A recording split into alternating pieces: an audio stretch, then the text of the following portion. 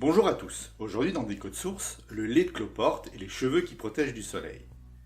Dans l'épisode 222 de Bad News, à 13h33, Davy dit... Deuxième news autour des cafards, les Indiens ont fait des recherches et ont découvert que les mamans cafards produisaient une sorte de lait sous forme de cristaux ultra nutritifs, si bien qu'il serait plus intéressant en termes d'apport protéinique que le lait de buffle.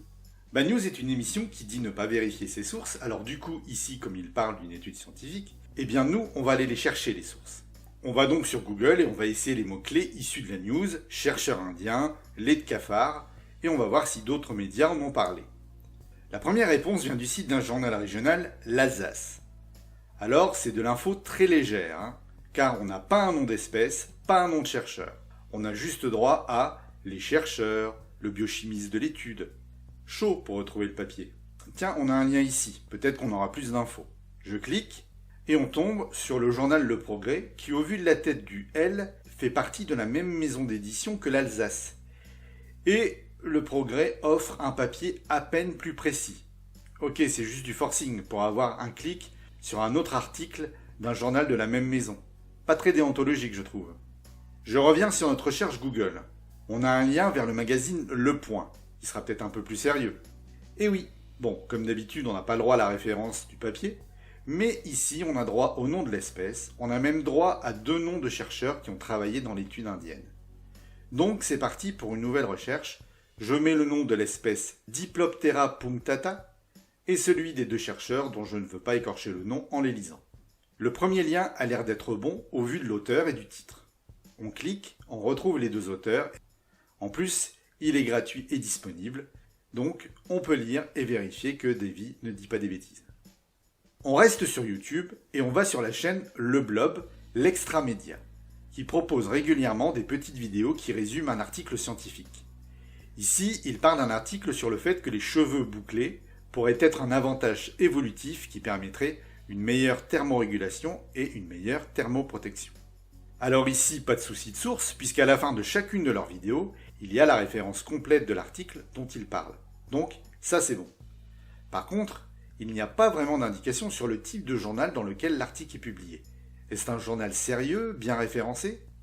Pour illustrer cela, j'ai donc pris cette étude, présentée comme publiée. Alors que pas du tout.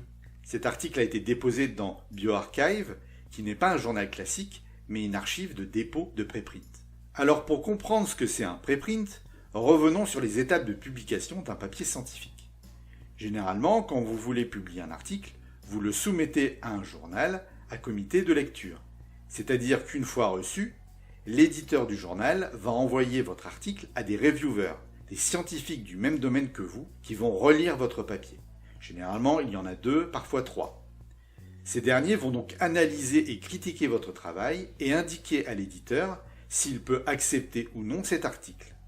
Il est rarement accepté tel quel, souvent vous avez des modifications mineures ou majeures à faire avant d'être publié.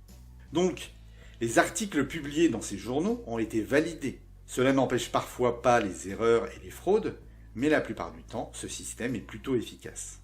Les préprints, ce sont donc des articles que l'on envoie aux journaux, avant que le reviewer ne les ait vus. Normalement, les préprints ne sont pas accessibles généralement. On a accès à l'article publié, vérifié. Seulement, il y a une apparition importante des préprints lors de la pandémie. En effet, pour permettre aux infos d'aller beaucoup plus vite et de permettre à chacun des laboratoires de pouvoir profiter rapidement de l'avancée des autres laboratoires, le préprint a beaucoup été utilisé. En effet, la publication d'un article peut parfois prendre des mois.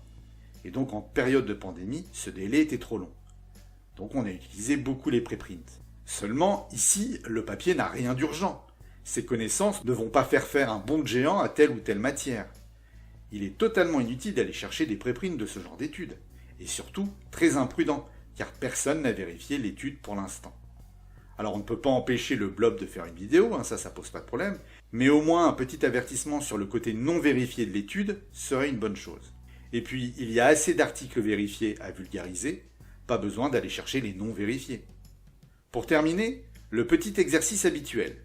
Dans une mini-nouvelle scientifique du Monde du 25 janvier 2023, nous avons une référence, mais une référence très abrégée. Saurez-vous me trouver la référence complète? Vous pouvez la mettre en commentaire si vous le voulez. Et surtout, N'oubliez pas de prendre votre bâton de sourcier quand vous vous baladez dans le monde de l'information sur YouTube.